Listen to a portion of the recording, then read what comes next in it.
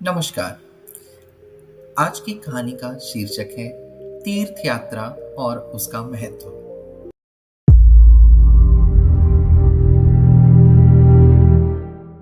आज की कहानी है हरिहर नाम के एक सीधे साधे किसान की। हरिहर हरिहर एक सीधा साधा किसान था। वह दिन भर खेतों में मेहनत से काम करता और शाम को प्रभु का गुणगान करता। उसके मन की सिर्फ एक ही साध थी कि वह उडुपी के भगवान श्री कृष्ण के दर्शन करना चाहता था। उडुपी दक्षिण कन्नड़ जिले का प्रमुख तीर्थ है। प्रतिवर्ष जब तीर्थयात्री वहां जाने को तैयार होते तो हरिहर का मन भी मचल जाता, किंतु धन की कमी के कारण उसका वहां जाना नहीं हो पाता था। इसी तरह कुछ वर्ष बीत गए। हरिहर ने कुछ पैसे जमा कर लिए। घर से निकलते समय उसकी पत्नी ने बहुत सा खाने पीने का सामान भी बांध दिया। उन दिनों यातायात के साधनों का बहुत अभाव था, अतः तीर्थयात्री पैदल ही जाया करते थे। रास्ते में हरिहर की भेंट एक बूढ़े व्यक्ति से हुई। बूढ़े के फटे पुराने कपड़े थे और पांव में जूते तक न थे। अन्य तीर्थयात्री उससे कतरा कर निकल जाते थे, किंतु हरिहर से नहीं रहा गया। उसने बूढ़े से पूछा, बाबा, क्या आप भी उडुपी जा रहे हैं?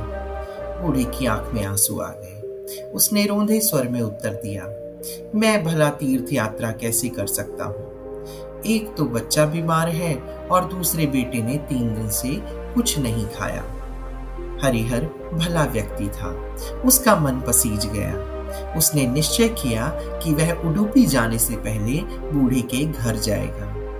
बूढ़े के घर पहुंचते ही हरिहर ने सबको भोजन खिलाया, बीमार बच्चे को दवा दिलाई।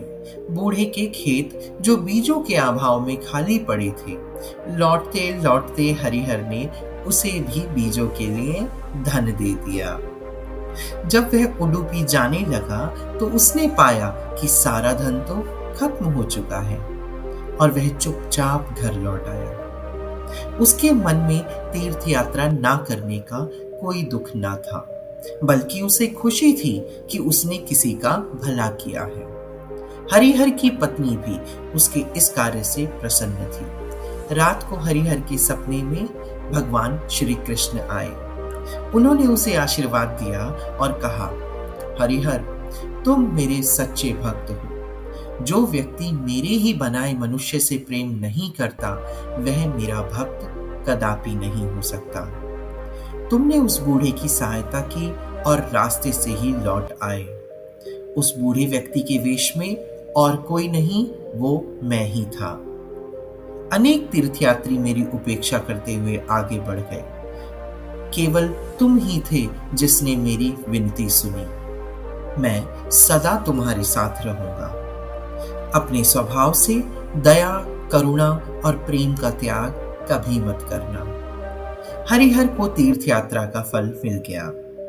हमारे आसपास जो दीन दुखी हैं, गाय या कोई अन्य जीव है, उनकी सहायता, सेवा जैसे भी हो सके अवश्य करें, क्योंकि ना जाने किस रूप में कब नारायण मिल जाए। अगर आपको हमारी यह वीडियो पसंद आई हो तो इसे लाइक करें, कमेंट करें और शेयर जरूर करें। और हमारे YouTube चैनल ऋषि चिंतन को सब्सक्राइब भी कर लें और साथ ही बेल आइकन को भी दबाएं ताकि आपको आने वाली सभी वीडियोस की नोटिफिकेशंस मिलती रहें। धन्यवाद।